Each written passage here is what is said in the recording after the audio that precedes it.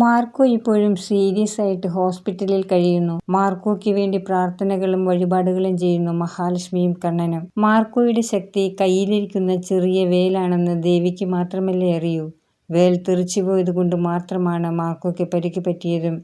ഇനി വേൽ മാർക്കോയ്ക്ക് തിരിച്ചു കിട്ടണം. ഹോസ്പിറ്റലിൽ മാർക്കോയുടെ അരികിൽ വേലെത്തിക്കണം. അതിനായി ആശുപത്രിയിൽ ആരും കാണാതെ ദേവി വരും. അതോടെ മാർക്കോ അസുഖം മാറി എഴുന്നേൽക്കും.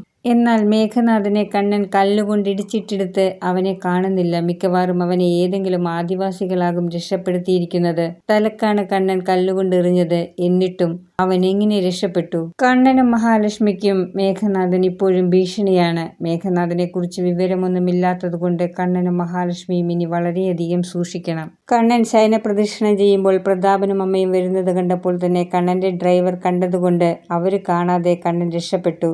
മേഘനാഥൻ എവിടെയെങ്കിലും ജീവിച്ചിരിപ്പുണ്ടെങ്കിൽ അത് കണ്ണന് പ്രശ്നമാകും. അവൻ എന്താണ് സംഭവിച്ചതെന്നറിയാൻ ഉണ്ണിയും പ്രതാപനും വാമദേവനും ശ്രമിക്കും. മേഘനാഥൻ അവസാനമായി കണ്ണന്റെ കൂടെയാണ് പോയതെന്ന് ഗുണ്ടകളുടെ അടുത്തു നിന്നും അറിയാനിടയാകും. തോമസ് വൈദ്യരുടെ അടുത്ത് വന്ന ഗുണ്ടയെ സാഗർ കണ്ടാൽ മനസ്സിലാകും. മേഘനാഥൻ കണ്ണൻ നടക്കുമെന്ന് അറിഞ്ഞു തന്നെയാണ് കണ്ണനെ കൊല്ലാൻ കൊണ്ടുപോയതെന്ന് അപ്പോൾ മനസ്സിലാകും. ഇനി ഈ ഗുണ്ട കണ്ണൻ നടക്കുന്ന വിവരം മറ്റാരോടും പറയാതെ നോക്കേണ്ടതുണ്ട്. അതുകൊണ്ട് അവൻ പറയുന്നതൊക്കെ തലക്ക് പറ്റിയ പരിക്കുകൊണ്ടാണെന്ന് തോമസ് വൈദ്യൻ പറയും. മഞ്ജുവും മഹാലക്ഷ്മിയും തമ്മിൽ ഒരുമിച്ച് അമ്പലത്തിൽ വന്നതും മഹാലക്ഷ്മിക്ക് വേണ്ടി മഞ്ജു പ്രതാപനോടും അമ്മയോടും തർക്കിച്ചതുമൊക്കെ ഉണ്ണിയും കരുണയും അറിയും.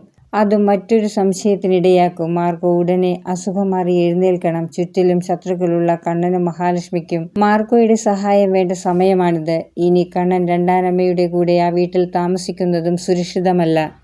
എപ്പോൾ വേണമെങ്കിലും കണ്ണൻ നടക്കുന്നത് മനസ്സിലായാൽ വിഷം കൊടുത്ത് കൊല്ലാൻ പോലും ആ സ്ത്രീ മടിക്കില്ല. അതുകൊണ്ട് ഒന്നുകിൽ കണ്ണൻ നടക്കുന്ന സത്യം എല്ലാവരും അറിയണം. മഹാലക്ഷ്മിയും കണ്ണനും ആഗ്രഹിച്ചതുപോലെ കുഞ്ഞ് ജനിക്കുന്നതുവരെ കണ്ണൻ നടക്കില്ല എന്ന സത്യം മറച്ചുവെക്കാൻ പറ്റുമെന്ന് തോന്നുന്നില്ല. രണ്ടാനമ്മയെയും ഉണ്ണിയെയും കരുണയെയും ആ വീട്ടിൽ നിന്നും പുറത്താക്കേണ്ട സമയം അതിക്രമിച്ചു. സ്വന്തം വീട്ടിൽ ഭാര്യയുടെ കൂടെ ജീവിക്കാൻ കഴിയുന്നില്ലെങ്കിൽ പിന്നെ എന്തിനാണ് ഇതുപോലുള്ളവരെയൊക്കെ കണ്ണൻ പോറ്റുന്നത്? ദൈവത്തിൽ വിശ്വസിക്കുന്ന കണ്ണനും മഹാലക്ഷ്മിയും എന്തുകൊണ്ട് ഭഗവത്ഗീത മറന്നുപോയി? സ്വന്തവും ബന്ധവും നോക്കിയാണോ മഹാഭാരത യുദ്ധമുണ്ടായത്? ഭഗവാനാണ് പറയുന്നത് സത്യം ജയിക്കാനും നന്മ നടപ്പാക്കാനും തിന്മകളായവരെ ഹിംസിക്കുന്നതിൽ പോലും പാപമില്ല എന്ന്. എത്ര പ്രാവശ്യമായി കണ്ണനെയും മഹാലക്ഷ്മിയെയും അവർ കൊല്ലാൻ നോക്കുന്നത്? ഒടുവിൽ വീണ്ടും മഹാലക്ഷ്മിയെ തട്ടുപിടിച്ച് കൊല്ലാൻ നോക്കി. അതിനുശേഷം കുഞ്ഞിനെ ഇല്ലാതാക്കാൻ പലഹാരത്തിൽ പോലും വിഷം ചേർത്തു.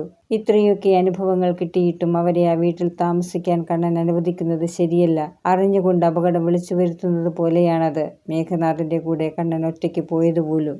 വീഡിയോ കാണുന്നവർ ഇഷ്ടപ്പെടുകയാണെങ്കിൽ സബ്സ്ക്രൈബ് ചെയ്യാനും ബെല്ലൈക്കൺ അമർത്താനും മറക്കരുത്.